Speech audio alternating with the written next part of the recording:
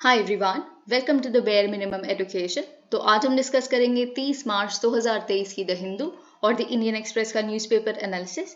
But before I start, I just want to say one thing that in case you find these videos helpful, you can always let me know that by commenting below, liking the video and subscribing to my channel if you haven't done that.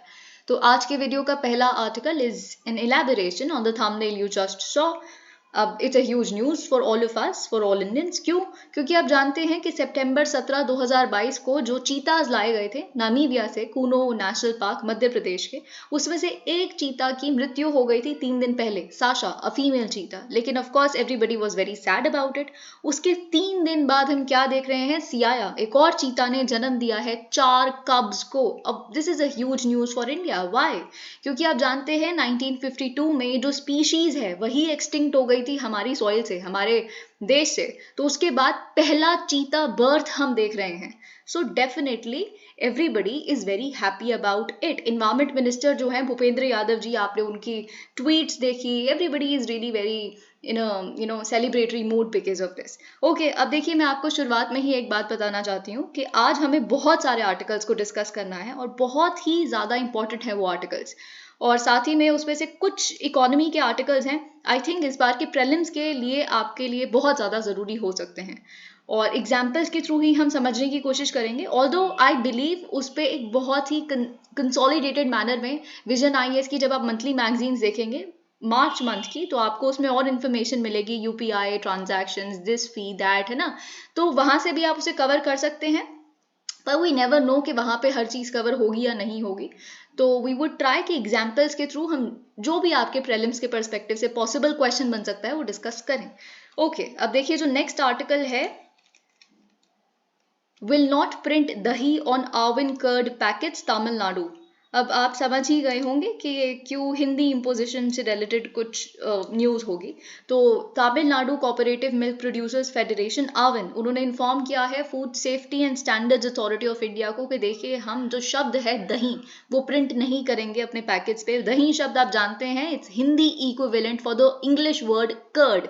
तो FSSAI ने यही propose किया था कि आप English term को drop कर दीजिए, कर्ड को ड्रॉप कर दीजिए। आप पैकेट्स देख सकते हैं यहाँ पे फोटो में, तो आप कर्ड को ड्रॉप कर दीजिए और आप जो शब्द है दही उसको इंक्लूड कीजिए। और बहुत सारे कॉपरेटिव्स को FSSAI ने लिखा था, बहुत सारी प्राइवेट डेयरीज को भी, कि आप ये जो टर्म है चेंज कर दीजिए, दही लिखिए। ओके, लेकिन तमिलनाडु के चीफ मिनिस्टर MK स्टालिन, उन्होंने भी काफी क्रिटिसाइज किया था इस डायरेक्शन को, और उन्होंने ट्विटर पे लिखते हुए कहा था कि this is unabashed insistence of, okay, तो वही हिंदी इम्पोजिशन की यहाँ पे बात की गई है। Okay, that they have come to the extent of directing us to label even a curd packet in Hindi, relegating Tamil and Kannada in our own states. Such brazen disregard to our mother languages or mother tongues will make sure those responsible are banished from South forever. अब देखिए वही चीज़ यहाँ पे लिखी है कि Hindi imposition के खिलाफ ये एक चीज़ है, तो वहां से आपको एक एग्जाम्पल मिलता है। और ऑफ कोर्स जो बीजेपी के स्टेट प्रेसिडेंट है अन्नामलाई तमिलनाडु के, तो उन्होंने भी लिखा है कि ऐसा नहीं है, the prime minister and the central government really does not like it. और उन्होंने खुद एक स्टेटमेंट इशू की और FSSAI को लिखा कि इसको प्लीज विड्रॉ कीजिए, क्योंकि जो नरेंद्र मोदी जी की सरकार है वो प्रमोट करती है रीजनल लैंग्वेजेस को। इनफैक्ट हमारी NEP 2020 यानी कि नेशनल एजुकेशन पॉलिसी, हर चीज में ही हम रीजनल लैंग्वेजेस, मदर टंग, इसकी प्रमोशन को देख रहे हैं। ओके, तो ये एक आप समझ सकते हैं कि एग्जाम्पल के रूप में काम आ सकता है आपके बहुत सारे टॉपिक्स में। अब देखिए, ये हम एडिटोरियल्स भी डिस्कस करेंगे, लेकिन उससे पहले हमें कुछ बहुत ही इंपॉर्टेंट यहाँ पे टेक्स्ट एंड कॉन्टेक्स्ट का आर्टिकल डिस्कस करना है, understanding the Russia Belarus nexus. Now this is going to be very important आपके लिए। अब देखिए, आप जानते हैं कि अब जो रशिया यूक्रेन वॉर है उसमें लेटेस्ट एपिसोड ऑफ एस्केलेशन हम देख रहे हैं। क्यों? क्योंकि रशियन प्रेसिडेंट व्लादिमीर पुतिन ने अनाउंस किया है पिछले सैटरडे को कि रशिया का प्लान है कि हम स्टेशन करने वाले हैं, पार्क करने वाले हैं अपने टैक्टिकल न्यूक्लियर वेपन्स को। कहाँ पर? बेलारूस में। ठीक है, तो ये टैक्टिकल न्यूक्लियर वेपन्स क्या होते हैं? स्मॉल न्यूक्लियर वॉरहेड्स, यानी कि आप एक तो देखते हैं स्ट्रेटेजिक न्यूक्लियर वेपन्स, है ना, और एक देखते हैं टैक्टिकल न्यूक्लियर वेपन्स। जो स्ट्रेटेजिक न्यूक्लियर वेपन्स होते हैं मोस्टली उनको कर्ब करने के लिए। अब देखिए एक और चीज, क्योंकि अगर आपके प्रीलिम्स में ये स्टेटमेंट आती है कि जो US और रशिया के बीच में अभी तक जितनी भी अग्रीमेंट्स हुई थी वो टैक्टिकल न्यूक्लियर वेपन्स को कर्ब करने के लिए होती, तो वो स्टेटमेंट रॉन्ग है, क्योंकि वो जितनी भी अग्रीमेंट्स आज तक हुई हैं दोनों कंट्रीज के बीच में, वो स्ट्रेटेजिक न्यूक्लियर वेपन्स को कर्ब करने के लिए हुई हैं, ठीक है। तो टैक्टिकल न्यूक्लियर वेपन्स क्या होते हैं, छोटे न्यूक्लियर वॉरहेड्स होते हैं, और लिमिटेड स्ट्राइक कैपेबिलिटी होती है उनकी, बहुत ही मिनिमम, ठीक है।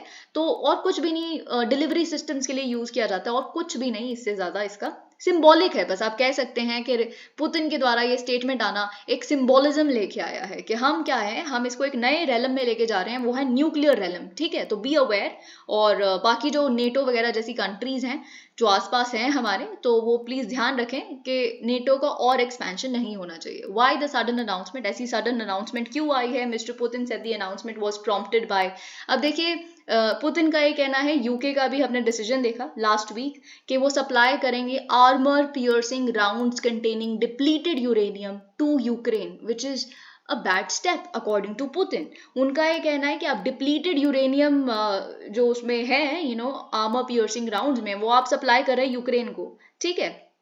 तो जो it is of course something very bad. Depleted uranium munitions जो हैं वो ऑगमेंट कर देती हैं the ability to overcome defences on tanks and have been described by UNEP as chemically and radiologically toxic heavy metal. तो क्या है कि अभी डिफेंसिव स्टेट में है जो यूक्रेन है, ठीक है। तो उनके जो टैंक्स हैं उनकी डिफेंस और स्ट्रेंथन हो जाएगी जब उन्हें डिप्लीटेड यूरेनियम मिल जाएगा, ठीक है। तो ये सारी चीजें यहाँ पे लिखी है। Russia claims that the positioning of tactical nuclear weapons in Belarus bye Russia does not, तो उन्होंने कहा है रशिया ने कि देखिए ये तो किसी भी तरह से वायलेट नहीं कर रहा किसी भी इंटरनेशनल अग्रीमेंट को, चाहे वो एनपीटी हो, नॉन प्रोलिफरेशन, दिस दैट, कुछ भी हम वायलेट नहीं कर रहे, क्योंकि जो भी मॉस्को ने साइन किया वो कुछ किसी भी तरह से वायलेट नहीं हो रहा। क्यों? क्योंकि जो हम वहां पे पार्क करेंगे, जो स्टेशन करेंगे अपने न्यूक्लियर वेपन्स को या टैक्टिकल न्यूक्लियर वेपन्स को, उसका कंट्रोल, जो रिमोट कंट्रोल है वो हम अपने पास रखेंगे, ठीक है। वो ऑपरेट कैसे होगा कैसे नहीं होगा वो हमारे पास है, ओके। और साथ ही में क्यों ये वायलेट नहीं करता, क्योंकि यूएस भी तो यही करता है। यूएस भी तो अपना कंट्रोल रखा हुआ है न्यूक्लियर वेपन्स पे, जो उनके अलाइज की टेरिटरीज पे पड़ा है वेपन्स, है ना।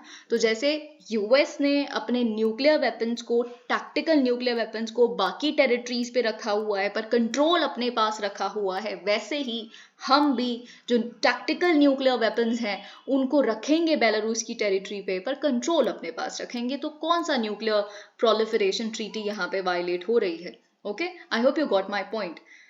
Moreover there have been no arms control, वही चीज जो मैंने आपको बताई कि अभी तक ऐसी कोई भी आर्म्स कंट्रोल अग्रीमेंट नहीं हुई है यूएस और रशिया के बीच में जो टैक्टिकल न्यूक्लियर वेपन से डील करे। सारी की सारी स्ट्रेटेजिक न्यूक्लियर वेपन्स के साथ डील करती हैं, जो बड़ी स्ट्राइकिंग कैपेबिलिटी, बड़े न्यूक्लियर वॉरहेड्स, है ना, इनको। As Mister Putin has said the US has been, तो उन्होंने वही कहा कि यूएस तो ये कितने सालों से कर रहा है ना, तो हम कर देंगे तो क्या हो जाएगा। अब आप जानते हैं यूएस के जो न्यूक्लियर वेपन्स हैं वो बेल्जियम में, जर्मनी, इटली, नेदरलैंड्स, टर्की यहाँ पे स्टेशनड हैं। Interestingly the announcement contradicts the joint statement. अब देखिए, अभी रिसेंटली हमने एक जॉइंट स्टेटमेंट देखी है पुतिन और शी जिनपिंग की, ठीक है, पिछले हफ्ते ही। उसमें उन्होंने क्या कहा था, उन्होंने कहा था न्यूक्लियर स्टेट्स को कि आप प्लीज अपने न्यूक्लियर वेपन्स को कहीं भी अब्रॉड में स्टेशन ना करें, ठीक है। जो 5 न्यूक्लियर स्टेट्स हैं उनको ये कॉल की गई थी दोनों द्वारा, क्योंकि न्यूक्लियर एस्केलेशन नहीं होना चाहिए एंड ऑल ऑफ दैट। लेकिन रशिया ने खुद ने अब यहाँ पे पार्क करने की सोचा है अपने टैक्टिकल न्यूक्लियर वेपन्स को, ओके। और साथ ही में आप जानते हैं रशिया ने ऑलरेडी रेडी बना दिया है बेलारूस को। उनके जो वॉर प्लेन्स हैं वो इतने अपग्रेड कर दिए हैं कि वो न्यूक्लियर वेपन्स को कैरी करने लायक सक्षम हो चुके हैं। तो आप कह सकते हैं इसका जो ग्राउंड है वो पहले ही ले कर दिया गया था। It is for the first time ever that, और आप जानते हैं पहली बार है कि रशिया अपने न्यूक्लियर वेपन्स को अपने बॉर्डर्स के बाहर डिप्लॉय करेगा, ओके। और ऑफ कोर्स बेलारूस आप जानते हैं, देखिए सबसे पहली बात तो मैं आपको ये बात बताना चाहूंगी कि बेलारूस को आप पढ़ के जाइए, बेलारूस को आप सर्च कीजिए गूगल पे, ठीक है, मैप ऑफ बेलारूस, है ना। तो उसमें आप क्या देखेंगे और उसको समझ के जाइए, क्योंकि बहुत एक आउटलायर स्टेट है बेलारूस, ठीक है। क्यों? क्योंकि यही अकेली लास्ट डिक्टेटर इनके जो प्रेसिडेंट है वो बचे हैं यूरोप के, और यही एक स्टेट है जो साथ दे रही है रशिया का फुल फ्लेज्ड मैनर में, है ना। हम यूरोप की बात करें, चाइना तो अलग चीज हो गई। तो आप बेलारूस को मैप में देख के जाइए कि अगर आप देखेंगे तो आपको पता चलेगा, यहाँ लिखा भी है, I think somewhere it is written, या ये लिखा बेलारूस का जियो स्ट्रेटेजिक पोजिशन क्या है। यहाँ पे मेंशन किया गया है। तो क्या लिखा है कि अगर आप बेलारूस को देखेंगे तो उसके राइट साइड में यानी कि ईस्ट साइड में आपको रशिया दिखेगा बहुत बड़ा, उसके साउथ में यानी कि जब आप नीचे देखेंगे तो यूक्रेन है, ठीक है। फिर उसके बाद आप नॉर्थ में आएंगे तो लैटविया, लिथुनिया, ये कंट्रीज हैं। और जब आप वेस्ट में यानी कि अपने लेफ्ट में देखेंगे बेलारूस की तो पोलैंड है, ठीक है। तो ये बात आप जानते हैं। और पोलैंड क्या है, पोलैंड आप कह सकते हैं कि ये जो जो सेंट्रल यूरोपियन कंट्रीज का या ईस्टर्न यूरोपियन कंट्रीज का जो बैकलैश है रशिया के खिलाफ, जो सबसे ज्यादा इस टाइम खड़ा है वो पोलैंड है, ठीक है। पोलैंड जो है छोटी छोटी कंट्रीज को अपने पीछे रैली कर रहा है रशिया के खिलाफ, आप ये कह सकते हैं, क्योंकि सबसे बड़ा स्टेक इनका है ना। तो इसीलिए क्या होगा जब सबसे बढ़ चढ़कर पोलैंड चाहता है कि रशिया को कर्ब किया जाए, उसके एक्सपेंशनिज्म को एंड ऑल ऑफ दैट।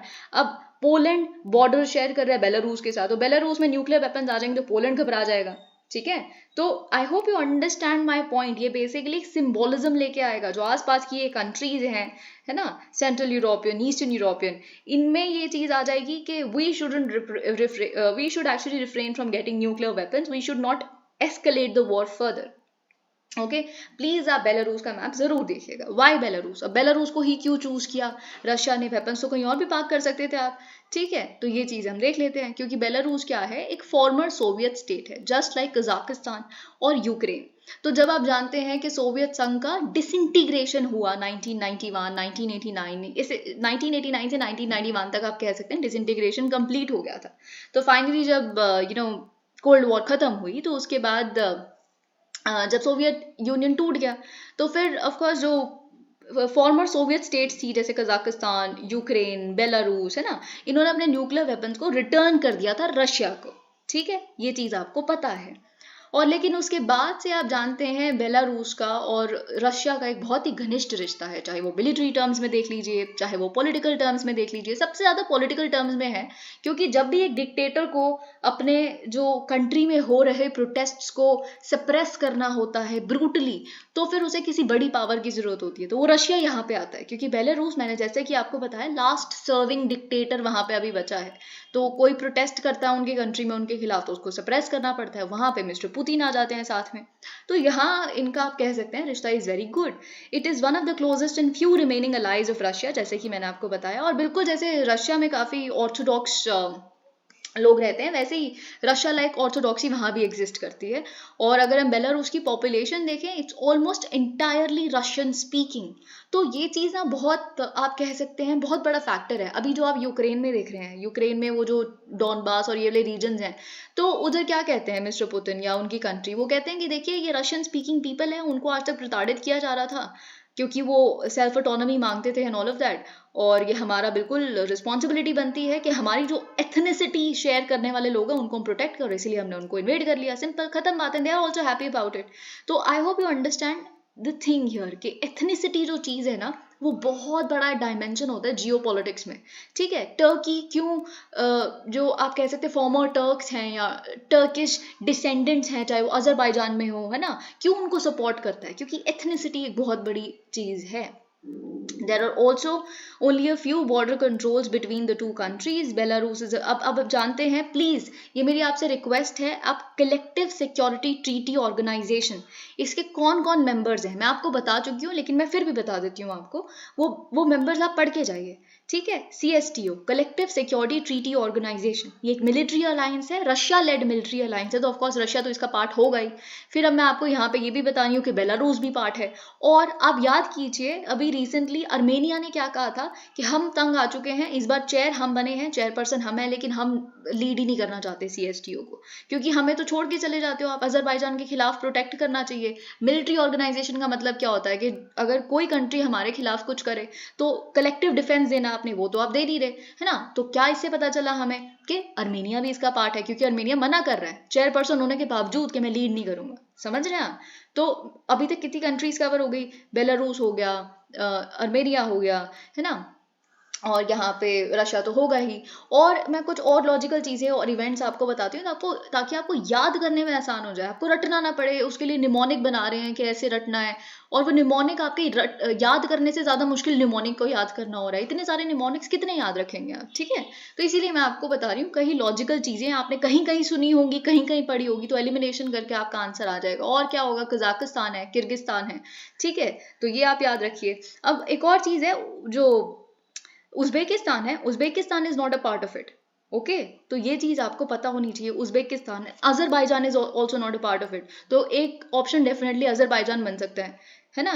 तो अजरबैजान पार्ट नहीं है, हुआ करते थे ये दोनों कंट्रीज, पर उज्बेकिस्तान और अजरबैजान ने इसकी मेंबरशिप लीव कर दी है। ये बात आप याद रखिएगा।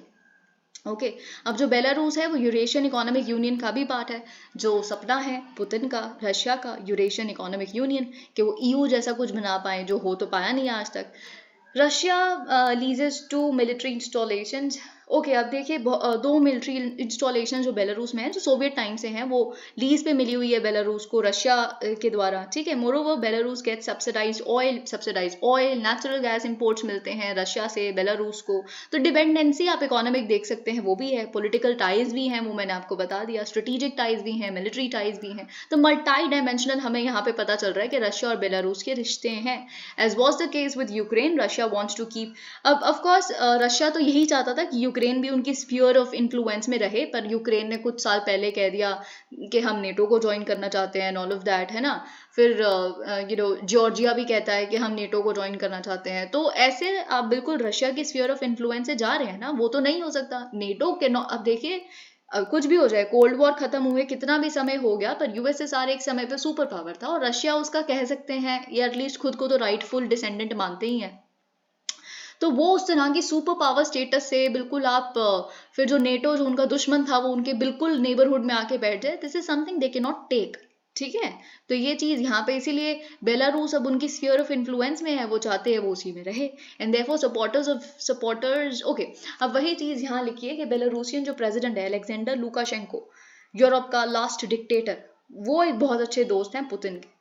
बेलारूस, और जैसे कि जो उनकी जियो स्ट्रेटेजिक पोजिशन है, वो पुतिन को कंपेल करती है कि वो बेलारूस में ही अपने न्यूक्लियर वेपन्स को पार्क करे, जैसा कि मैंने आपको बताया, ठीक है। इसके साउथ में यूक्रेन है, इसके वेस्ट में पोलैंड है, और इसके नॉर्थ में लिथुआनिया और लैटविया है। ओके, सबसे ज्यादा तो पोलैंड और यूक्रेन को डराना है ना यहाँ पे।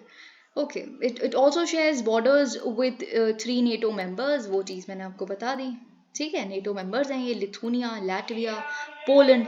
Okay, for long Belarus. अब देखिए, ये भी एक चीज़ है, क्योंकि यहाँ पे न्यूक्लियर पार्किंग हो रही है, तो आपको ये भी पता होनी चाहिए कि लिथुआनिया, लैटविया और पोलैंड जो है वो नेटो मेंबर्स हैं। नेटो के मेंबर्स, ऐसा कीजिए, आप अपनी लिस्ट निकालिए, जितने कुछ 30s में मेंबर्स हैं ना, तो उसको एक बार ही देख के चले जाइए। बहुत ही लॉजिकल एलिमिनेशन करने के लिए आएगी, अगर आई भी तो। For long Belarus has been used as a forward base. अब देखिए, आपने बहुत बार देखा है कि अभी जो मिलिट्री स्ट्राइक्स हो रही हैं ऐसे वैसे, जो यूक्रेन में, वो भी बेलारूस से हो रही हैं, लॉन्च पैड की तरह यूज किया जा रहा है रशिया द्वारा, ठीक है। तो ये चीज़ हमें पता है।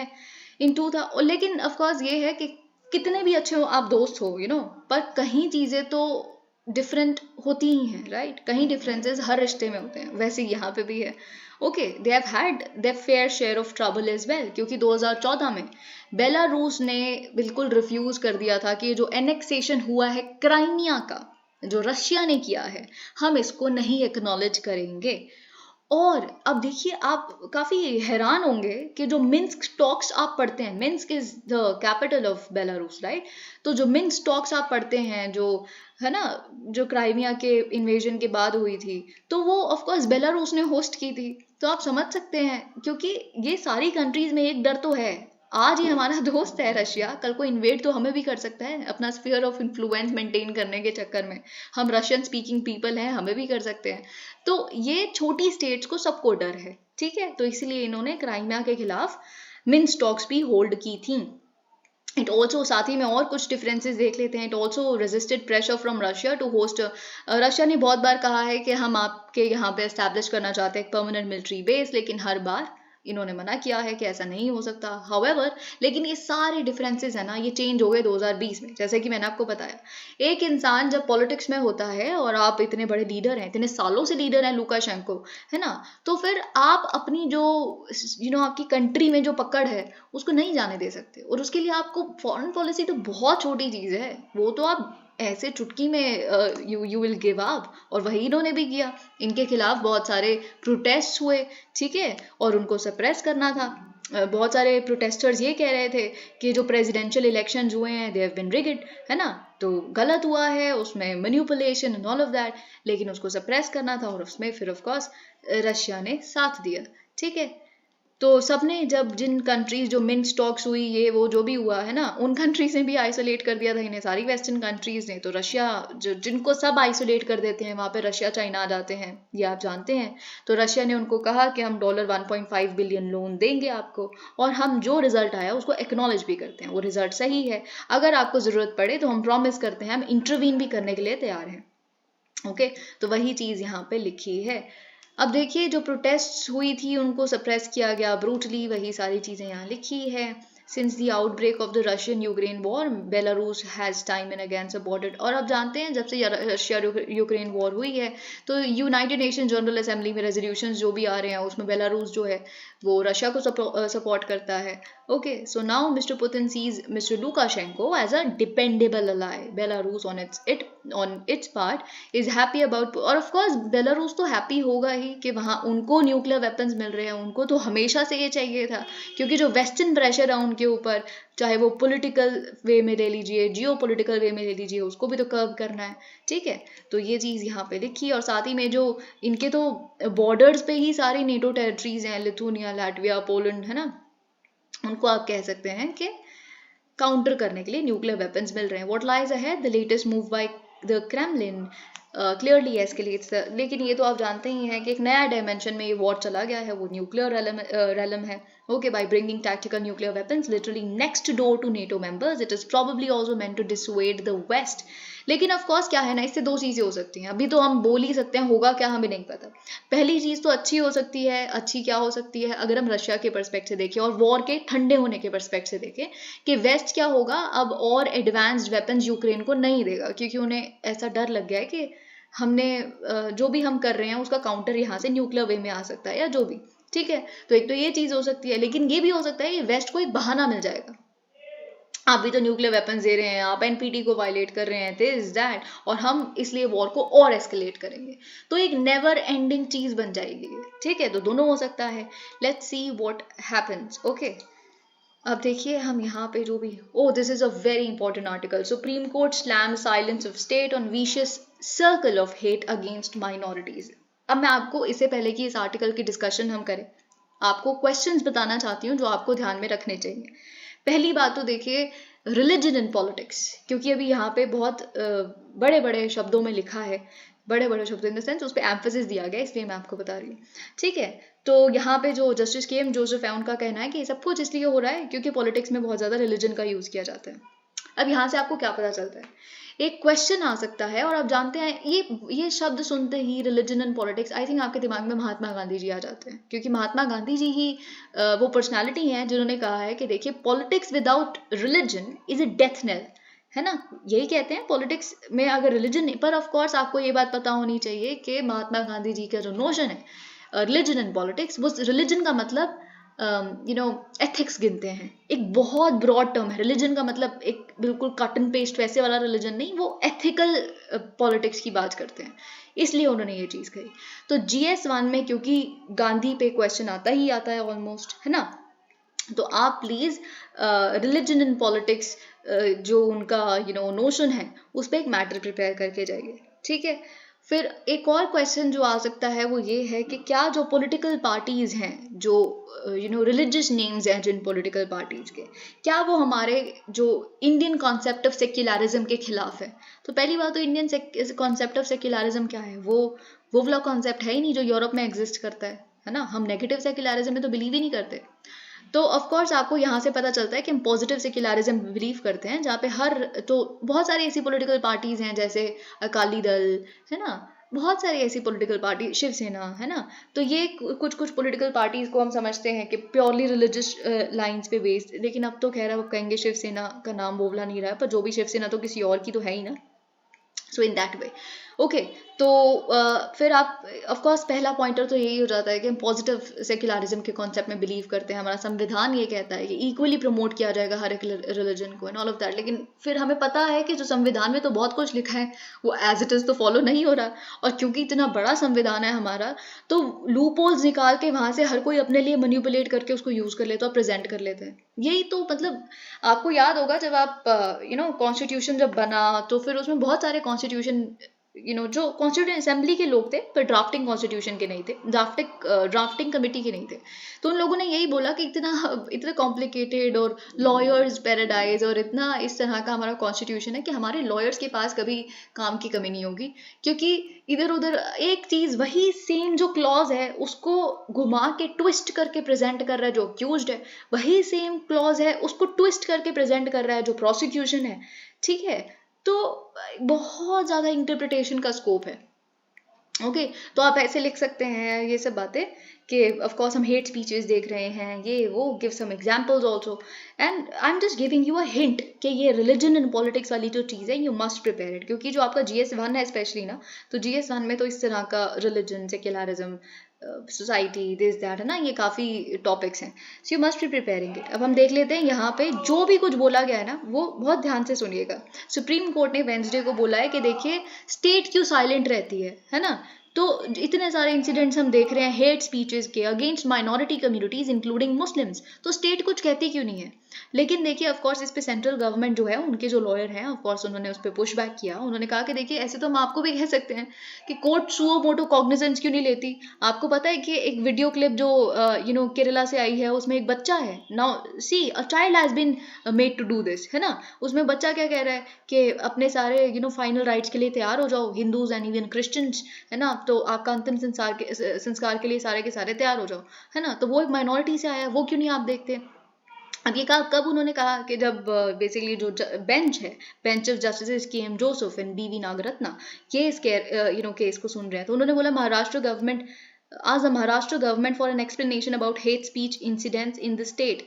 तो सॉलिसिटर जनरल तुषार मेहता ने कहा कि देखिए ठीक है, आप महाराष्ट्र गवर्नमेंट के बारे में छोड़िए अभी, है ना, कि क्या हेट स्पीचेस यहाँ पे माइनॉरिटीज के खिलाफ हो रही हैं या जो भी, पर आप वो देखिए ना जो केरला और तमिलनाडु में हो रहा है। तो केरला का इन्होंने फिर बोला एग्जाम्पल बताया कि ये सारी चीज़ें, और फिर उन्होंने एक और एग्जाम्पल बताया कि एक स्पोक्स पर्सन है DMK पार्टी के, केरला का तो एग्जाम्पल मैंने आपको बता दिया उस बच्चे का, ठीक है, और फिर एक DMK पार्टी यानी कि तमिलनाडु का भी एग्जाम्पल उन्होंने बताया कि DMK पार्टी के एक स्पोक्स पर्सन है, तो उन्होंने कहा कि इफ़ यू वांट इक्वालिटी, अगर आपको सच में इक्वालिटी चाहिए तो जितने भी ब्राह्मण हैं उनको बुचर कर दो, उनको मार दो, इक्वालिटी अपने आप आ जाएगी, है ना। लेकिन कोई भी FIR उनके खिलाफ रजिस्टर नहीं हुई, वो अभी भी स्पोक्स पर्सन है पार्टी के। Now please here this clip from Kerala. फिर उन्होंने ये बात बताई कि हमें एम्बेरस्ड होना चाहिए, ये हम सेंट्रल गवर्नमेंट की बातें सुन रहे हैं, येस वी नो। तो फिर जस्टिस जोसेफ कहते हैं कि हमें पता है ये सब, हमें मत बताइए, ठीक है।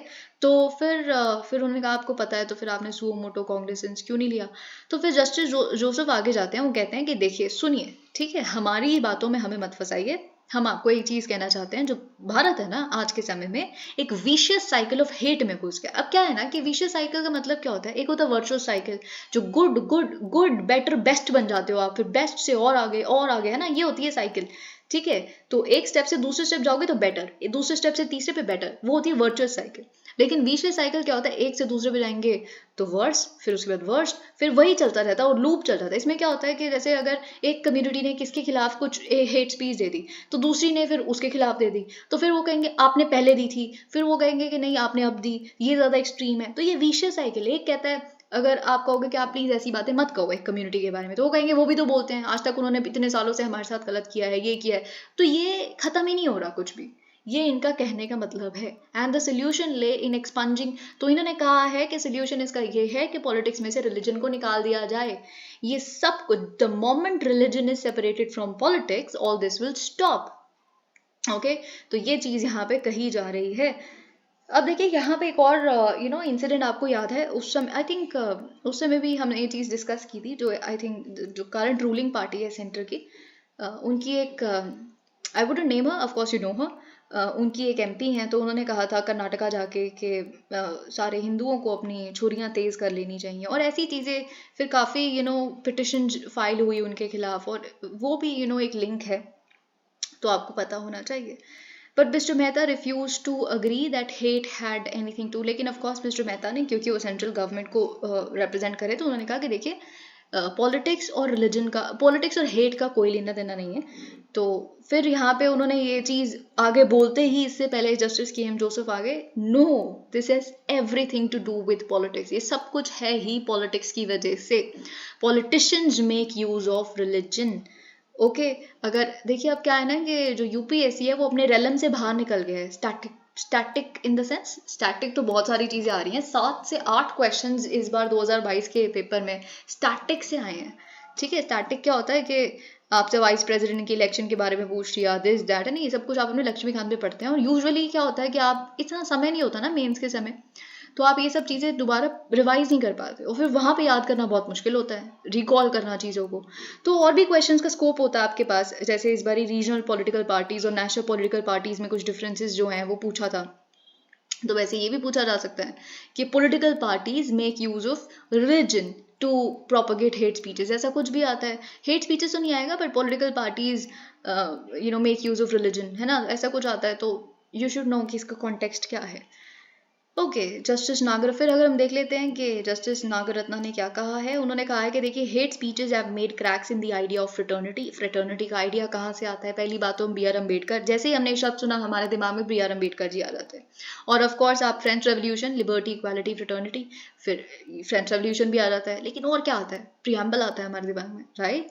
तो ये चीज़ भी आप पढ़ के जाइए, ठीक है। और देखिए एक और चीज़, फ्रेटर्निटी का जो कॉन्सेप्ट है वो इंडिविजुअल भी है, और साथ ही में फ्रेटर्निटी यानी कि कॉमन ब्रदरहुड और रेवरेंस में होल्ड करना अपने हर एक कॉमन फेलो कंट्री मैन को।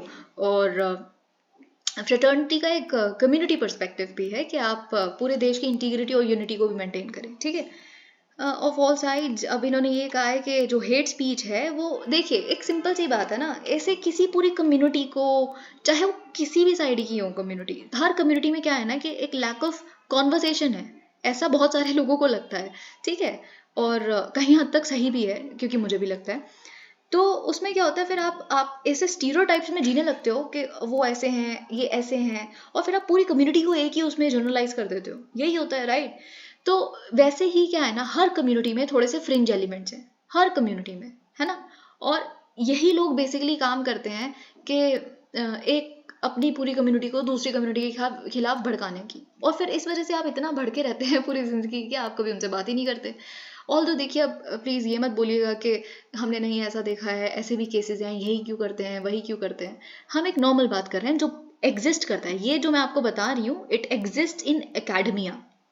ऐसी पॉलिटिकल थ्योरीज के स्टीरियोटिपिकल और ये एग्जिस्ट करते हैं, ठीक है। मैं आपको नाम भी बता सकती हूँ, पर आपके लिए इंपॉर्टेंट नहीं है कौन से फिलोसोफर्स और ये सब बातें करते हैं, ठीक है। तो let's just let it go. पर इन्होंने, बीवी नागरत्ना ने कहा है कि कुछ फ्रिंज एलिमेंट्स होते हैं हर साइड के, जिनमें they have no stuff in them, उनमें कोई इंटेलेक्ट नहीं है, दे आर कम्प्लीटली डिप्राइव्ड, उनमें कोई नॉलेज नहीं है, उन्होंने हिस्ट्री नहीं पढ़ी हुई, ठीक है, कुछ भी बोलते हैं वो, कुछ भी। पर आजकल सब कुछ चल रहा है ना, आजकल क्या है कि आप कुछ भी गलत बोलिए, सही बोलने की भी बहुत बड़ी रीच है। खैर, सही बोलने की थोड़ी रीच है, क्योंकि यूट्यूब शॉर्ट्स और ये रील्स और ये सब वगैरह सही चीज़ों को तो इतना रीच नहीं दे रहे हैं जितना कि ऐसे भड़कीले सी चीज़ों को, है ना। तो वही इन्होंने कहा है कि इंटेलेक्चुअल डिप्राइवेशन हो गई है, ये वर्ड आप यहाँ पढ़ सकते हैं। When Vajpayee and Nehru spoke, PV Nagarathna ji कहते हैं, तो रूरल एरिया से, हर जगह से लोग आते थे उनको सुनने के लिए। लेकिन अनफॉर्चुनेटली अभी क्या है, people with no stuff in them, fringe elements from every side are making these hate speeches. Where are you taking India? कहाँ लेके जा रहे हैं भारत को? ओके, हमें ऐसा लगता है कि हमें हर भारतीय के खिलाफ कंटेम्प्ट एक्शन लेना पड़ेगा ऐसे तो, क्योंकि हर चीज़ ये जो आजकल चल रही है वो कहीं ना कहीं हमारे कॉन्स्टिट्यूशन की बहुत सारी चीज़ों के खिलाफ जा रही है, ठीक है। और हम कहाँ लेके जा रहे हैं इस कोर्ट को, अगर हम हर किसी के खिलाफ ही केस उठाने लग पड़े, सुओ मोटो कॉग्निजेंस देने लग पड़े। ओके, क्या कोई फ्रीडम ऑफ स्पीच पे रिस्ट्रेंट नहीं हो सकता, या नहीं आपको पता कि होना चाहिए? Okay, if there is intellectual deprivation, you can never take this country. आप कहते हैं कि भारत को विश्व गुरु बनाना है, आप कहते हैं कि भारत को नंबर 1 लेके जाना है, जो ऑफकोर्स जाएगा, इसमें कोई इसमें कोई मतलब डाउट वाली बात नहीं है, पर यहाँ पे ये कहती हैं कि इंटेलेक्चुअल डिप्राइवेशन अगर होगा तो तब कैसे जाओगे नंबर 1 पे? कौन सा नंबर 1? बाकी इकोनॉमिकली वगैरह तो बड़ी सारी कंट्रीज नंबर 1 है, उनकी रिस्पेक्ट कितनी है ना? तो इंटेलेक्चुअल डिप्राइवेशन जब आती है तो उसमें इंटॉलरेंस आ जाता है। हो या आप इंटेलेक्चुअली डिप्राइव्ड इसलिए क्योंकि आप इंटॉलरेंट हो, कोई आपसे डिफरेंट है ना? तो वो अलग है, बुरा नहीं है, ये बात सोच के चलिए, ठीक है? तो ये चीज डिफरेंस इज टेकन रूप ऑफ पता नहीं क्या ही। Okay, lack of knowledge and lack of education as well. That is where we should concentrate first. We should, as a society, take a pledge to restrain ourselves from saying these things. Okay, फिर इस पे justice Joseph कहते हैं कि देखिए इससे पहले कि हम सुपर पावर, जैसे कि मैंने आपको बताया, हम जो बनना चाहते हैं, वी शुड फर्स्ट, पहले सुपर पावर बनने से पहले रूल ऑफ लॉ तो एस्टैब्लिश कर लें हम अपनी कंट्री में। वो तो हमारा डिसरप्ट होते दिख रहा है। रूल ऑफ लॉ कहाँ से आता है? आर्टिकल 14 से आता है। कौन से संविधान से हमने लिया है? संविधान तो क्या उनके पास खैर रिटन कॉन्स्टिट्यूशन तो नहीं है, पर यूके से लिया है हमने रूल ऑफ लॉ, राइट? जब ब्रिटिशर्स यहाँ पे थे तो उन्होंने रूल ऑफ लॉ एस्टैब्लिश किया था, और इसी पर्टिकुलर चीज की वजह से जो मॉडरेट नेशनलिस्ट थे, याद कीजिए, और भी राजा राममोहन रॉय वगैरह जो थे, वो काफ़ी अप्रिशिएट करते थे कि एटलीस्ट रूल ऑफ लॉ तो आया है, रूल ऑफ लॉ के तहत सब इक्वल हैं। Article 14 just giving you certain things, क्योंकि ये शब्द यहाँ यूज़ किया गया है तो ये बहुत प्रॉबेबल क्वेश्चन हो जाता है कि रूल ऑफ लॉ किस कंट्री से लिया गया है। यूएस, कनाडा, ऐसे ऑप्शंस आ जाएंगे, ठीक है? The court said hate speech strikes a moral blow to dignity. Okay, definitely जब आप किसी भी इंसान के खिलाफ या किसी भी कम्युनिटी के खिलाफ कुछ भी बोलते हैं, कुछ भी हेट स्पीच देते हैं, तो वो डिग्निटी के तो खिलाफ ही है। Okay, the most important thing is dignity. If it is demolished on regular basis, look at the statements being made, go to Pakistan, ये बात आप जानते हैं, और इस चीज़ पे मैं कोई इलेबोरेशन नहीं करूंगी क्योंकि ये बात सब जानते हैं कि हर चीज़ में गो टू पाकिस्तान, है ना? अगर कोई कुछ बोल दे तो गो टू पाकिस्तान। और ये आई थिंक मोहम्मद शामी की जो कंट्रोवर्सी अभी छिड़ी थी, है ना, तो उस केस में भी काफ़ी लोगों ने नीचे लिखा था गो टू पाकिस्तान, अगर आपने बॉल छोड़ दी या जो भी हुआ था, गो टू पाकिस्तान, ये चीज़ है ना। तो इन्होंने बोला कि they are like a brothers and sisters, वो उन्होंने चूज़ किया था इस कंट्री को, उनका ये मुल्क है ना? ऑल इंडियन, और इन्होंने कहा कि आपको वो याद नहीं है जो आप स्कूल में रोज़ प्लेज लिया करते थे, all Indians are brothers and sisters, है ना? तो उन्होंने कहा कि देखिए हो सकता है कि मैं कुछ ज़्यादा ही नॉस्टैल्जिक हो रहा हूँ क्योंकि 65 उम्र हो गई है मेरी, 4 महीने में मैं रिटायर होने वाला हूँ, लेकिन मैं तो इन्हीं चीज़ों को मानता हूँ और हमें भी सबको मानना चाहिए। ये जस्टिस के.एम. जोसेफ ने कहा है। Okay, India is indeed the mother of democracy, says Modi, citing Mahabharata Vedas. अब देखिए, मैं आपको ये चीज़ पहले भी बता चुकी हूँ, India is the mother of democracy. ये यहाँ एक्चुअली हमारे प्राइम मिनिस्टर ने दोबारा रियटरेट किया है, पर एक्सप्लिसिटली कहा नहीं है। ओके, एक्सप्लिसिटली लेकिन बहुत रिसेंटली एक स्पीच में कहा था, और तब मैंने आपको बताया था, बहुत कम से कम 6 से 7 पॉइंट्स दिए थे, जो आप अगर आंसर आता है कि डेमोक्रेसी का जो प्रेवलेंस थी, ये बिल्कुल आपके GS1 में क्वेश्चन आ सकता है, तो वो हम एंशंट किंग्स और मिडीवल तो नहीं है, एंशंट एरा से सीख सकते हैं, ठीक है?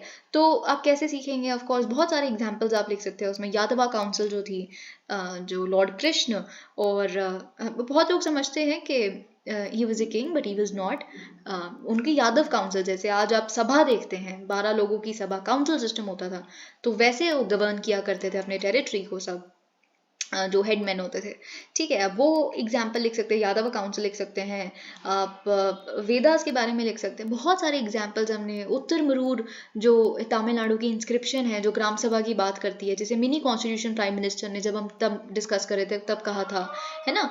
तो मिस्टर मोदी ने ये भी कहा था कि मैग्ना कार्टा से तो बहुत पहले ये उत्तर मरूर इंस्क्रिप्शन आई थी तमिलनाडु की। ये सब मैं आपको याद दिलाने की कोशिश कर रही हूँ, हम डिस्कस कर चुके हैं, ठीक है?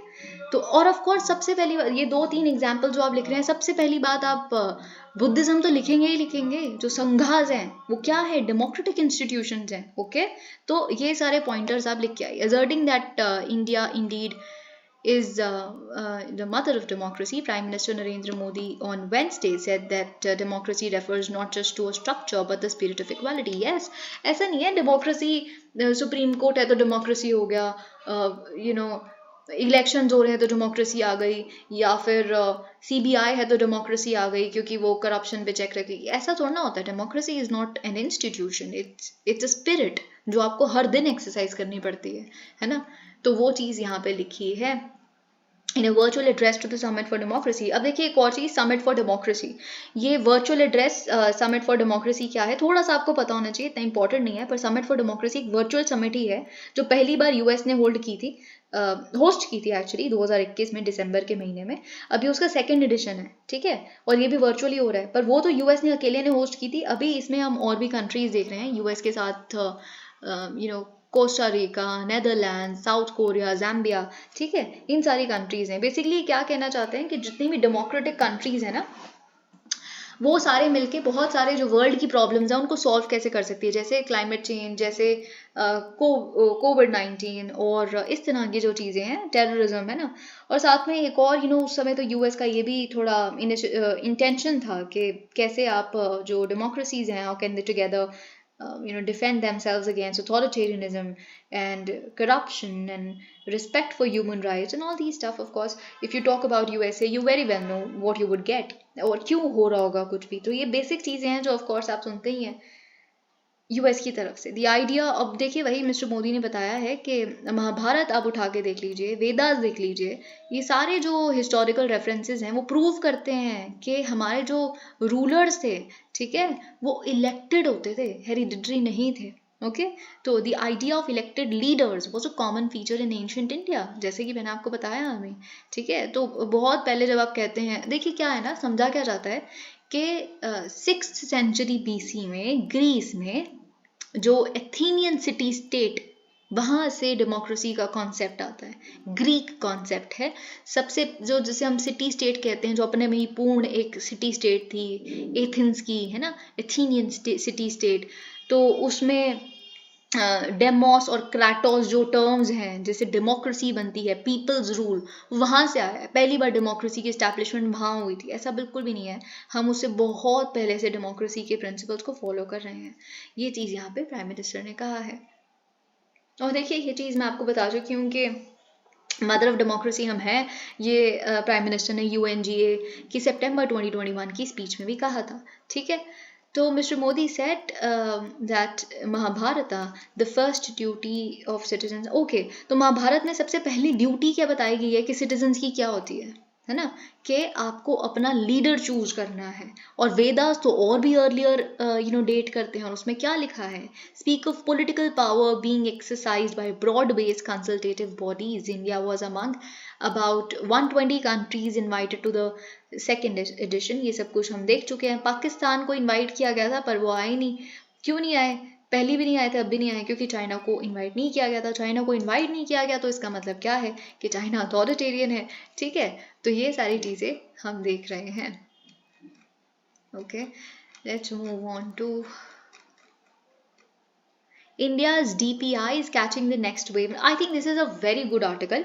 Although यहाँ से आपको जो pointers मिलेंगे ना, वो कुछ 3-4 ही मिलेंगे, पर आपको प्रिपेयर करना है डिजिटल पब्लिक इंफ्रास्ट्रक्चर को। This is a very very probable question आपके मेंस के पर्सपेक्टिव से, और कुछ कुछ टर्म्स तो देखिए आपके प्रीलिम्स के पर्सपेक्टिव से भी, क्योंकि टर्म्स इन न्यूज़ है ना, इसका मतलब क्या है, इसकी डेफिनेशन क्या है, ये तो पूछी जाती हैं। जैसे यहाँ लिखा है, हम I would keep on telling you जैसे जैसे वो आता रहेगा, अभी तो मुझे पता भी नहीं है।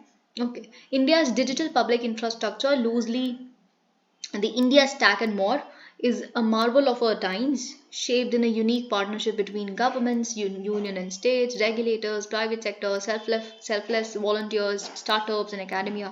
अब क्या है, पहली बात तो यहाँ पे हमें मिलता है, अगर आपके प्रीलिम्स में आता है इंडिया स्टैक है ना, जो शब्द है उसका डेफिनेशन क्या है, उसका मतलब क्या है।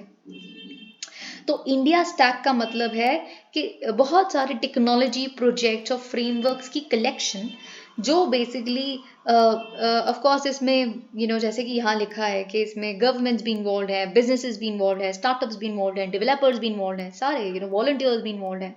तो सारे बहुत सारे ऐसे टेक्नोलॉजी प्रोजेक्ट्स जिनका बेसिकली एम क्या है कि इंडिया की पॉपुलेशन को डिजिटल एज में लाया जाए। ओके, ये चीज़ आप जानते हैं, this is the meaning of India stack. Okay, ये चीज़ आप याद रखिए, जैसे आधार और EKYC, ये सारी चीज़ें है ना, तो ये आपको याद रखना है। ओके, अब देखिए आपसे जो क्वेश्चन पूछा जाएगा, इंडिया डिजिटल पब्लिक इंफ्रास्ट्रक्चर पे क्वेश्चन आ सकता है। ओके, क्योंकि ऐसा क्वेश्चन आ सकता है कि इंडिया के जो डिजिटल पब्लिक इंफ्रास्ट्रक्चर है इसने ग्राउंड्स ले डाउन किए हैं इंडिया के डिजिटल रेवोल्यूशन के।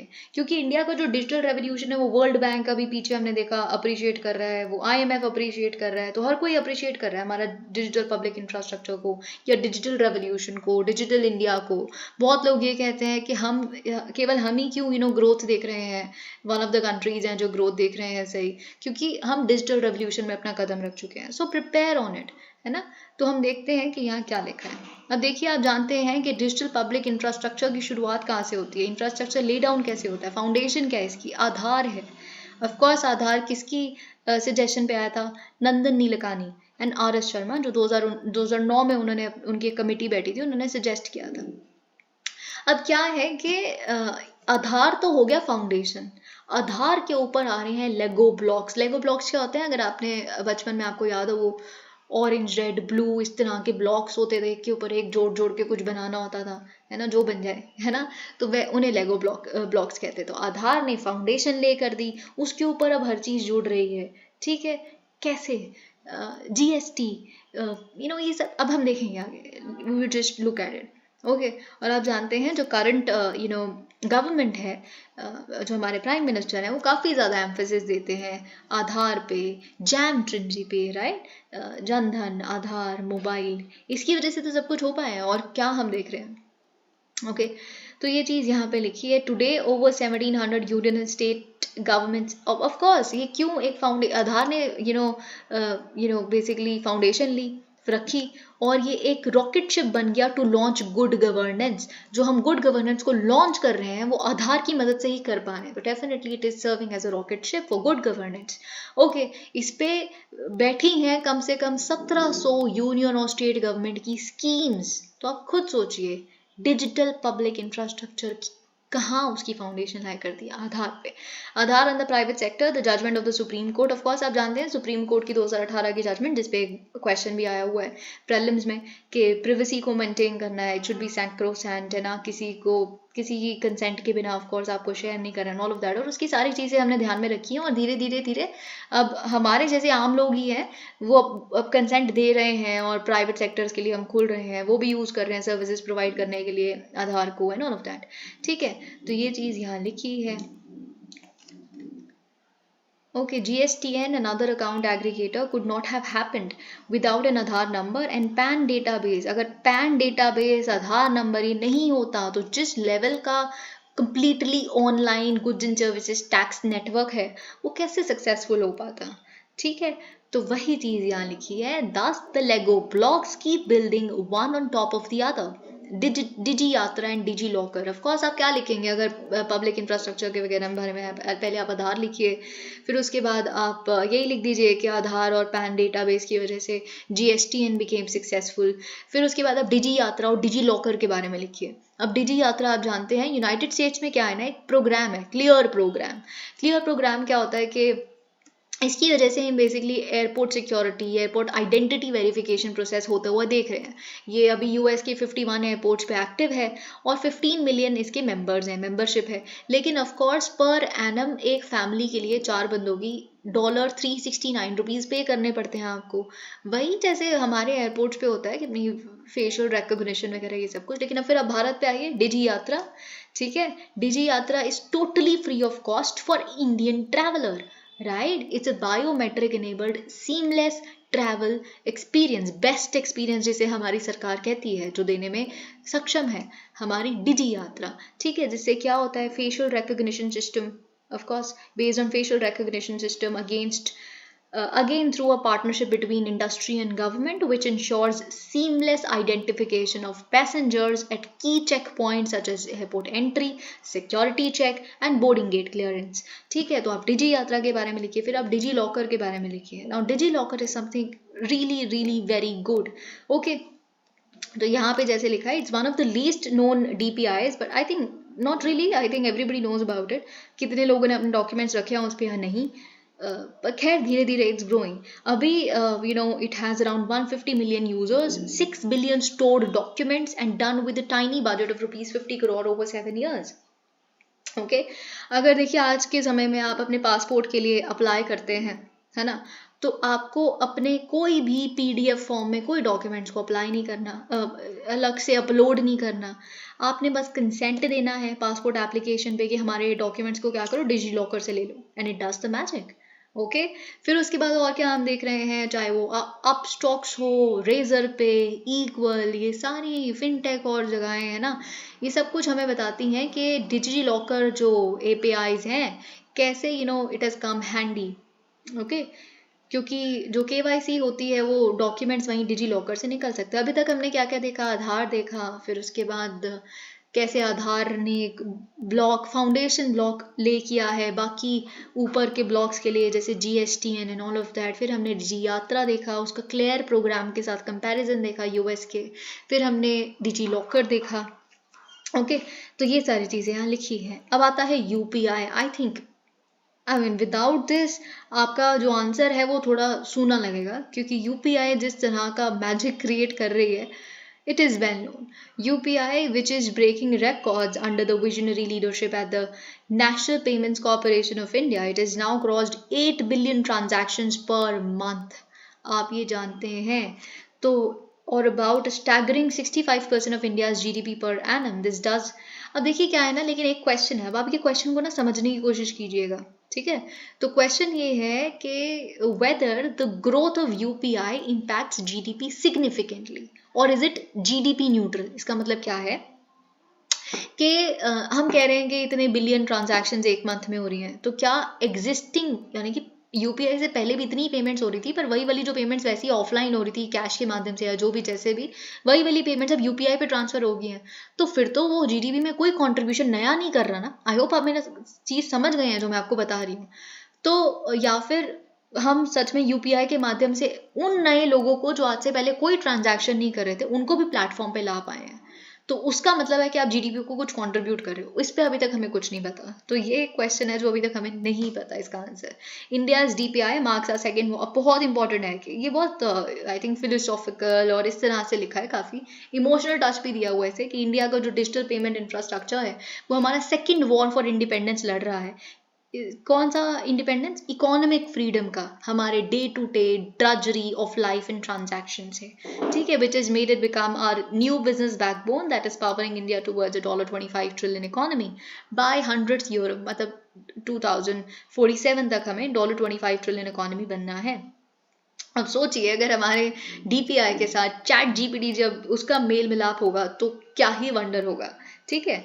यूजुअली ऐसा हो सकता है कि जैसे हमारे यहाँ पे बहुत सारी सर्विसेज फ्री हैं, तो चैट जीपीटी भी कम्प्लीटली हमारे बहुत सारी चीज़ों के लिए फ्री और ऐसे मिल सकता है एक, ऑल्दो अब चार्जिंग शुरू हो गई है, but let's see what happens. Human life above all, it is confounding how something that is tridently good in ethical and legal terms। अब देखिए ये जो आर्टिकल है ना, आप जानते हैं इसका पूरा क्रक्स मैं आपको समझा चुकी हूँ कि राइट टू हेल्थ जो राजस्थान का बिल है जिसे पास कर दिया गया है, वो एक डीपीएसपी को, वेलफेयर स्टेट के का आप कह सकते हैं इनिशिएटिव को संपूर्ण करता है, पूर्ण करता है ना। तो ये सारी चीज़ें, लेकिन अब ये भी जानते हैं आपके जो राइट टू हेल्थ बिल के खिलाफ हम काफ़ी प्रोटेस्ट देख रहे हैं डॉक्टर्स की, है ना, स्पेशली प्राइवेट जो सेक्टर है उनकी। तो अब लेकिन जो ये ऑथर है इस पर्टिकुलर आर्टिकल के, वो ये कह रहे हैं कि देखिए ऐसा तो कुछ भी नहीं है। पहली बात तो राइट टू हेल्थ को इन्होंने कहा है कि राइट टू लाइफ का ये कॉम्पोनेंट है। The law which also provides for a social audit and, और अगर आप जानते देखिए क्रक्स क्या है इस पूरे बिल का, कि आउट ऑफ पॉकेट एक्सपेंडिचर कम हो, यानी कि, और साथ ही में फॉर एग्जाम्पल एक इमरजेंसी हो जाती है किसी के साथ और वो एक हॉस्पिटल जाता है और उसके पास उस अपने उस फैमिली मेम्बर को बचाना है, लेकिन उनके पैसे नहीं है कि, और शायद लेके नहीं आया घर से, वो कहेंगे नहीं आप पहले पैसे लेके आओ, ये करो, जो भी मतलब कैसे भी हो, तो इतने में उस बंदे को कुछ हो जाए तो इमरजेंसी ट्रीटमेंट दी जाएगी। आप किसी भी नियरेस्ट हॉस्पिटल में चली जाइए, वो कहेंगे नहीं हमें सरकारी के पास ही जाना है, तो कहाँ आप जाओगे, पास में बिल्कुल आपके खड़ा है एक प्राइवेट हॉस्पिटल, पर वहाँ आप जा नहीं सकते क्योंकि वहाँ के लिए शायद आपके पास पैसे नहीं होंगे, पर वहाँ आप दूर लेके जाएंगे तो इतने में आपके जो लव्ड वन है उसकी जान जा सकती है। तो इन सारी चीज़ों को दिमाग में रखते हुए राइट टू हेल्थ बिल लाया गया है, ठीक है। सरकार का ये कहना है कि देखिए कोई भी हॉस्पिटल हो, इमरजेंसी केयर दी जाएगी without any payment of prepaid fees, ठीक है, क्योंकि लाइव्स मैटर मोर, और जो भी आपका खर्चा है उसके लिए कॉम्पनसेशन सरकार करेगी ना, स्टेट गवर्नमेंट करेगी, तो किस बात की दिक्कत है आपको। तो लेकिन जो डॉक्टर्स हैं उनका ये कहना है कि देखिए हमें शक है इस बात पे, हमें पता नहीं कॉम्पनसेट किया जाएगा कि नहीं किया जाएगा। फिर यहाँ पे काफ़ी आयरॉनिकल है, ये ऑथर कहते हैं, लेकिन जो डॉक्टर्स हैं वो ये भी कह रहे हैं कि लेकिन ह्यूमन लाइफ सबसे ज़्यादा मैटर करती हैं। तो जब आपको ये बात समझ आ रही है और सरकार फिर ये भी कह रही है कि हम रूल्स बनाएंगे, देखिए क्या है कि जो लॉ है, मैं बहुत बार आपको बता चुकी हूँ, वो तो एक विजन होती है ना, एक मिशन होता है, एक ले डाउन किया जाता है बस चीज़ों को कि ऐसे ऐसे होगा, लेकिन एग्जैक्टली इम्प्लीमेंट कैसे होगा वो तो रूल्स में आता है, that is the executive authority है ना उसकी। तो अभी वो बने ही नहीं है, तो उसमें होगा ना, उससे आपसे कंसल्ट किया जाएगा, उसमें तो आप बता देना ऐसे ऐसे होगा इम्प्लीमेंट, या जो भी 1 महीने के अंदर, 15 दिन के अंदर, विद इन 14 डेज किया जाएगा कंपनसेशन, यही चाहते हैं ना, तो हो जाएगा वो तो सरकार ने कहा है कि हम काफ़ी अडेप्टिव हैं इस चीज़ के लिए, पर काफ़ी हम प्रोटेस्ट देख रहे हैं। तो ये ऑथर है, basically I am taking up the tone of the article only, okay. तो वो ऑथर का ये कहना है कि देखिए पहली बार हमें ऐसा देखने के लिए, पहली बार तो नहीं, खैर इनका ये कहना है कि कभी कभी हमें समझ नहीं आता कि कहीं चीज़ अच्छी भी है, एथिकली भी और लीगली भी, है ना, फिर भी उसका ऑपोजिशन हो रहा है नैरो कमर्शियल इंटरेस्ट्स के लिए। तो ये इनका यहाँ पे ये कहना है, ओके। वही सारी बातें हम यहाँ देख चुके हैं। और साथ में 1989 में सुप्रीम कोर्ट ऑलरेडी कह चुका है कि देखिए every injured citizen brought for medical treatment should instantaneously be given medical aid to preserve life and thereafter the procedural criminal law. अगर आप नहीं इमरजेंसी ट्रीटमेंट देते किसी को भी और कहते हैं कि पैसे आपको देने पड़ेंगे या कुछ भी, तो आपको जेल भी हो सकती है if you because of you if a death happens, okay. तो ये चीज़ ऑलरेडी एग्जिस्ट करती है। तो इस आइडियल सिचुएशन को जो अभी तक जिसको किसी ने कॉन्क्रीटाइज नहीं किया है, अगर एक सरकार कर रही है, ऐसा ही ऑथर कहते हैं, एक लॉ में तब्दील करके, तो इसमें क्या दिक्कत है, ये इनका यहाँ पे कहना है। तो यहाँ पे इनका ये बस कहना है कि इसलिए राजस्थान सरकार को क्या करना चाहिए, उनको ट्रस्ट गेन करना चाहिए डॉक्टर्स का, उनसे बातचीत कीजिए, 2.5 लाख से सब चीज़ सॉल्व हो जाती है, और बस जल्दी जल्दी रूल्स बना लीजिए अगर सच में यही सोल्यूशन है, ओके। तो वो सारी बातें यहाँ पे लिखी हैं।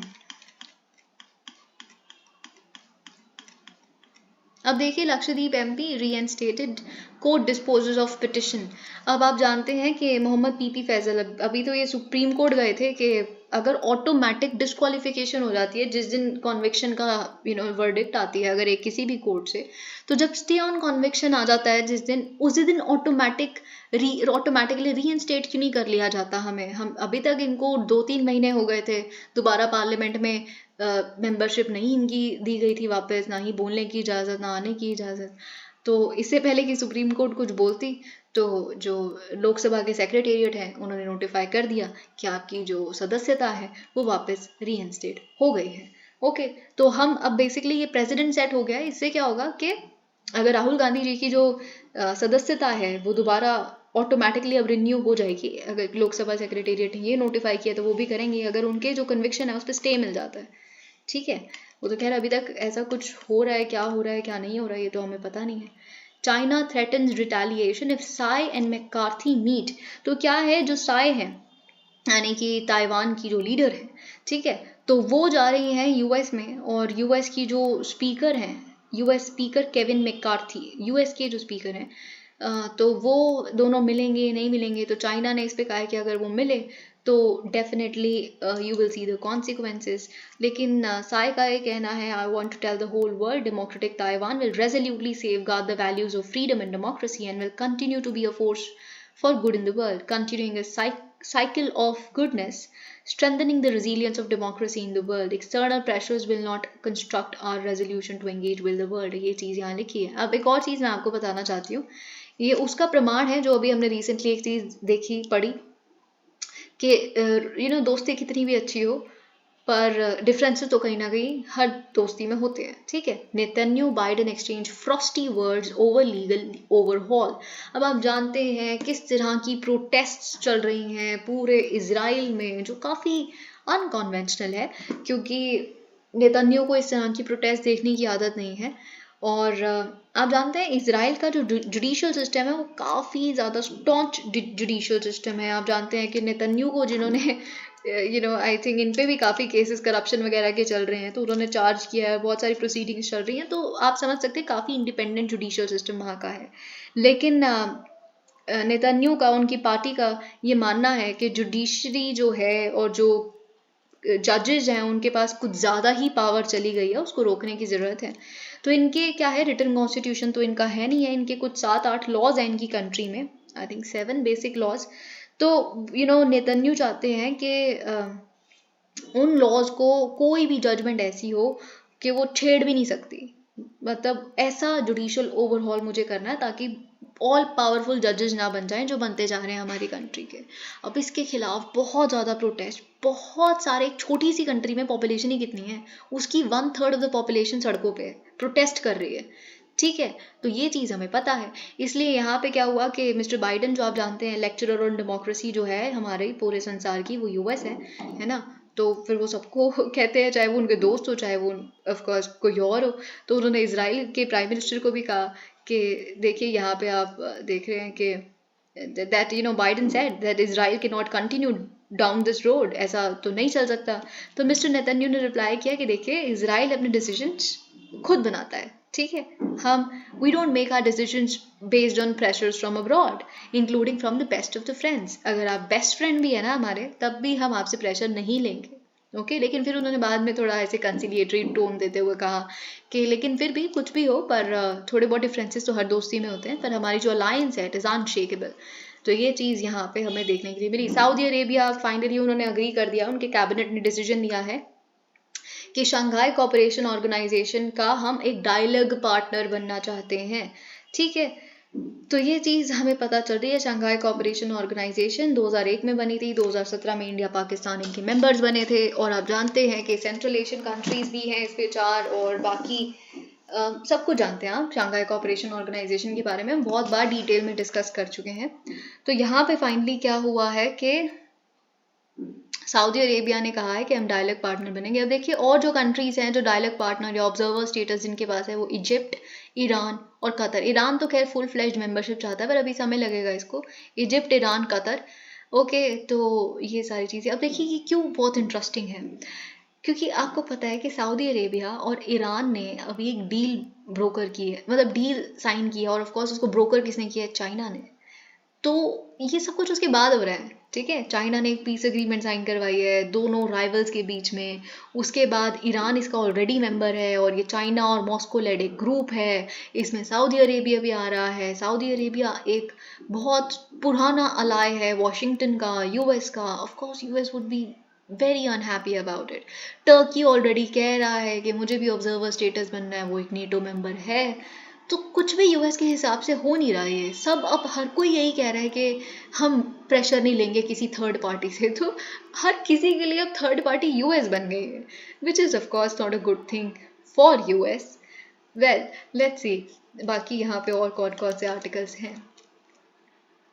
ओके, अब देखिए ये इकोनॉमी का बेसिकली यहाँ पे है। SEBI pushes norms to ensure better disclosures, boost transparency। तो SEBI ने बेसिकली वेंसडे को बोला है कि देखिए डिस्क्लोजर नॉर्म्स और ट्रांसपेरेंसी को लाने के लिए हम क्या कर रहे हैं, हम मैंडेटरी बना रहे हैं कि जो लार्ज लिस्टेड कंपनीज हैं उन्हें कंफर्म करना पड़ेगा या डिनाई करना पड़ेगा जो प्राइस सेंसिटिव मार्केट र्यूमर्स उनकी कंपनी के बारे में फैल रहे हैं। ठीक है, या तो आप कह दें कि जो ये र्यूमर फैल रहा है वो सच है, या फिर आप उसको डिनाई कर दें, पर आप कुछ तो बोलें, साइलेंस मत रखें। ठीक है, and in the case of material board decisions disclose them to exchanges within 30 minutes. Okay, तो ये चीज़ यहाँ पे कोई बहुत ही मटीरियल, कोई बहुत ही बड़ा बोर्ड डिसीजन आता है आपके, है ना, तो उसको डिस्क्लोज करना है एक्सचेंजेस को जहाँ पे आपके स्टॉक्स ट्रेड होते हैं या जो भी, 30 मिनट के अंदर अंदर। ठीक है, साथ ही में यहाँ पे आप देख सकते हैं कि disclosure information by listed entities, SEBI made it mandatory for the top 100 listed companies by market capitalization to verify, confirm और डिनाई और क्लैरिफाई एनी मार्केट र्यूमर्स। जैसे कि मैंने आपको बताया ये कब इफेक्ट में आएगा, अक्टूबर 1 से आएगा 2023। And the top 250 listed entities by market value would need to adhere April 2024, यानी कि अगले साल से। ठीक है, और भी कुछ यहाँ पे लिखा है, the markets regulator also made it mandatory for upstreaming of clients funds by stock brokers and clearing members to clearing corporations, a move aimed at protecting retail investors funds। तो सबसे बड़ी देखिए अडानी कंट्रोवर्सी वगैरह के बाद रिटेल जो investor fund है वो खतरे में है, ये सारी चीज़ें सबसे बड़े क्वेश्चन है। तो उन्होंने अब कहा है कि देखिए आपको अपस्ट्रीमिंग करनी पड़ेगी, यानी कि अपस्ट्रीम का मतलब होता है डिसाइड करने से पहले आप सब कुछ पता कर लें, आइडेंटिफाई कर लें कोई थ्रेट्स तो नहीं है, कोई रिस्क तो नहीं है, ये वो। तो ये सारे जितने भी आप ब्रोकर हैं, स्टॉक ब्रोकर्स हैं, उनको करना पड़ेगा अपने क्लाइंट के लिए। ये चीज़ यहाँ पे लिखी है, अगर मैं आपको बहुत सिंप्लीफाइड टर्म्स में बताऊँ तो this will mitigate credit risk on intermediaries and risk of potential misuse of clients funds। SEBI has also now allowed, तो दो चीज़ें यहाँ पे हमने डिस्कस कर ली, तीसरी यहाँ देख लेते हैं। SEBI has also now allowed private equity firms to own stakes in asset management companies that operate in mutual funds। तो जो AMCs म्यूचुअल फंड्स में ऑपरेट करती हैं, उसमें डील करती हैं, उसमें प्राइवेट इक्विटी फर्म्स भी अपना स्टेक ले सकती हैं, ठीक है। तो ऑफ कोर्स वो कुछ शेयर होल्डिंग ले सकती हैं। No charge on normal UPI payments NPCI। अब यहाँ क्या लिखा है कि National Payments Corporation of India, okay, आप जानते हैं कि देखिए इंटरचेंज चार्ज जो है, ओके, वो अप टू 1.1% लगा करेगा मर्चेंट ट्रांजैक्शंस पे जो 2000 से ज़्यादा का ट्रांजैक्शन होगा। अब लेकिन मैं आपको कुछ बातें यहाँ पे बताना चाहती हूँ जो ऑफ कोर्स आपके इस बार के प्रीलिम्स के लिए बहुत इंपॉर्टेंट है, ठीक है। कि पहली बात तो हर एक ऑल ट्रांजैक्शंस पे इंटरचेंज फ़ी नहीं लगेगा, लेकिन उससे पहले इतना सब कुछ है ना, इंटरचेंज फ़ी होता क्या है? इंटरचेंज फ़ी बेसिकली, अब फॉर एग्जांपल क्या हुआ, मैं एक दुकानदार हूँ, ठीक है, और आप मेरे से कुछ खरीदने आए, आपने मेरे को एक पेमेंट की, ठीक है, मैंने उस पेमेंट को रिसीव किया, आपने मेरे बैंक में किसी बैंक अकाउंट में मेरे पेमेंट की। एग्जाम्पल ले रही हूँ मैं, बहुत क्रूड। तो मैं कौन हूँ? मेरा जो बैंक है वो रिसीविंग बैंक है ना, तो या फिर आप कह सकते हैं पेमेंट सर्विस प्रोवाइडर है, ओके।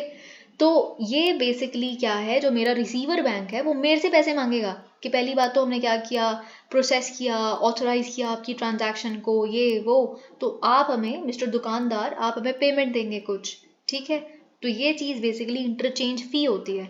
अब मैं एक दुकानदार हूँ, मैं कोई एक बहुत ही भली इंसान तो हूँ नहीं हूँ कि मैं हर चीज़ अपने जेब से ही देती रहूँगी। ऑफ कोर्स मैं आप पे डालूंगी, कस्टमर्स पे डालूंगी इसका पैसा, कि मेरा पैसा लगता है पीछे अपनी ट्रांजैक्शंस को ऑथोराइज करवाने में, तो वो ऑफ कोर्स बर्डन आप पे आएगा, है ना। तो ये चीज़ें आप जानते हैं, this is known as interchange fee. तो इंटरचेंज फ़ी पहली बात तो सिर्फ इतना ही आ सकता है, आपके प्रीलिम्स में डेफिनेशन आ सकती है, तो आपका कंसेप्चुअल क्लैरिटी होना चाहिए। उसमें डेफिनेशन में ये आ सकता है कि interchange fee is charged bye may be the provider bank, या ऐसा कुछ भी आ सकता है, ठीक है। तो आप अपने दिमाग में रखिए कि क्या होता है बेसिकली ये सब कुछ, ठीक है। अगर देखिए, अगर हम बात करें इंटरचेंज फ़ी की, तो हम इसे स्वैप फीस भी कहते हैं, जब हम डेबिट कार्ड या क्रेडिट कार्ड यूज़ कर रहे थे उसके टर्म्स में। यहाँ तो हम UPI की बात कर रहे हैं ना, ओके। तो अगर आप कुछ भी पेमेंट कर रहे हैं तो आपका जो भी पेमेंट प्रोसेसर है, अगेन आप इस केस में अगर दुकानदार है, आपको कोई कस्टमर आता है, वो आपको एक पेमेंट करता है, तो आप दुकानदार हैं तो आपको कुछ पे करना पड़ेगा अपने बेसिकली पेमेंट प्रोसेसर को या बैंक को। तो ये आई थिंक आप समझ रहे हैं, ठीक है। तो यहाँ पे हम ये पूरे न्यूज़ आर्टिकल में देख लेते हैं कि आपके लिए क्या क्या रेलेवेंट है, ओके। देखिए पहली बात तो ऑल ट्रांजैक्शंस पे ये नहीं, जैसा कि यहाँ पे आप पढ़ सकते हैं कि 2000 यहाँ पे थ्रेशोल्ड लिखा है, ठीक है। तो और साथ ही में क्या है, आई थिंक एक और प्रीपेड पेमेंट इंस्ट्रूमेंट्स पे, यानी कि जो PPI वॉलेट्स होते हैं, सिर्फ उन्हीं पे एप्लीकेबल है, ठीक है। ये भी चीज़ आपको पता होनी चाहिए। अब देखिए, अगर तो अब आपको कुछ नहीं समझ आया तो मैं आपको जो बोल रही हूँ वो सुनिएगा, ठीक है। देखिए क्या है कि पहली बात, पहला पॉइंट ये है कि कोई भी फ़ी नहीं लगेगी अगर आपका जो ट्रांजैक्शन का अमाउंट है वो 2000 से नीचे का है, सबसे पहली बात तो ये, ओके। और क्या सबसे बड़ा सवाल है कि क्या आपको एक फ़ी पे करनी पड़ेगी अगर आप अपने पैसे अपने फ्रेंड्स को, फैमिली को या UPI के माध्यम से किसी और इंसान को कर रहे हैं, तो ऐसा बिल्कुल भी नहीं है, ये एप्लीकेबल नहीं है इंटरचेंज फ़ी किसी भी पीयर टू पीयर ट्रांजैक्शन के लिए या peer to peer merchant transactions के लिए, है ना। तो जो ये चीज़ आपको पता होनी चाहिए, तो आप अपने फ्रेंड्स को कुछ भेज रहे हैं बैंक अकाउंट टू बैंक, ऐसा कुछ भी नहीं होगा, ओके। तो उस पर तो इंटरचेंज फ़ी कोई भी नहीं लगने वाली। और साथ ही में दूसरा जो ऑफ कोर्स पॉइंट आपको ये पता होना चाहिए कि वॉलेट बेस्ड, प्रीपेड का मतलब क्या होता है, वॉलेट, जो पेटीएम वॉलेट, फोन पे वॉलेट, अमेजन पे, ये वो, इन सारी चीज़ों में। और इनसे आप क्या एग्जाम्पल लीजिए, बहुत ही सिंपल एग्जाम्पल। आप क्या करते हैं, आप एक दुकान पे जाते हैं, ठीक है, और आप वहाँ पे उस दुकान पे क्यूआर कोड लगा होता है, आप उसे स्कैन करते हैं, और आप क्या करते हैं, आपके वॉलेट में पैसे रखे हुए हैं 4,000 रुपये, आप उसमें से 3,000 रुपये की पेमेंट करते हैं, अभी 2,000 से ज़्यादा किया और आपने अपने वॉलेट से पे किया है, ठीक है, तो अब आप पे बेसिकली ये इंटरचेंज जो फ़ी है वो लगेगी। क्यों? क्योंकि ये पहली बात तो आपने वॉलेट से किया है, दूसरा आपको 2,000 से ज़्यादा की अमाउंट है, ठीक है, तो ये चीज़ आपको यहाँ पे पता होनी चाहिए। ओके, और साथ में ये भी चीज़ पता होनी चाहिए कि सब पे ही 1.1% नहीं लगेगा। इट डिपेंड्स किस तरह की ट्रांजैक्शन है, किस तरह का मर्चेंट है, मर्चेंट टू मर्चेंट डिपेंड करता है। 0.5% से 1.1% तक वेरी करेगा, ये रेंज है इंटरचेंज फ़ी की, ठीक है। तो जैसे अगर हम 0.5% की बात करें, तो जैसे फ्यूल ट्रांजैक्शन या education transaction, agriculture, utility payments, इनके लिए 0.5% इंटरचेंज फ़ी होगी। लेकिन अगर हम बात करें बाकी और स्पेशलिटी रिटेल आउटलेट्स की, तो वहाँ पे जो इंटरचेंज फी होगी वो 1.1% होगी। इससे ज़्यादा तो आपसे कुछ भी नहीं पूछा जा सकता। Thank you so much, please like the video.